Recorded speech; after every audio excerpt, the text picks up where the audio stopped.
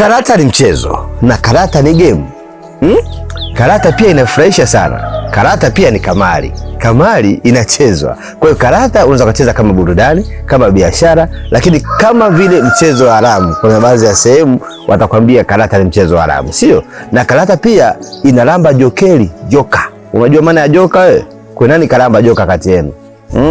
Ni swali gumu sana kulijua, lakini nikwambie kitu kimoja ambacho cha msingi sana.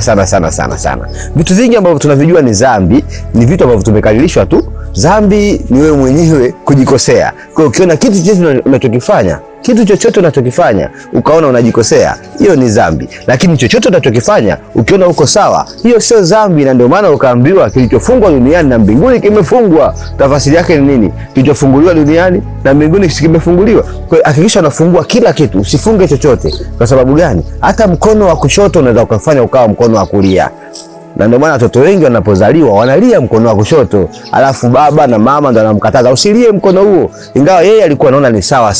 Kwa hiyo mkono ukafungwa tena duniani na wazazi na jamii nzima. Lakini kuna wengine paka leo wanaandikia mashoto. Wengine paka leo wanaandikia mashoto, yani shoto lile ambalo wewe kwako unaona ni mkono mzito, mwingine anawaandikia. Tafasiri yake ni nini? Chochote kile ambacho unakifunga ndicho kinachofungwa, na unachofungua ndicho ambacho kinafunguka. Fungua vyote kwenye maisha yako. Jina langu Robert Kaswiza.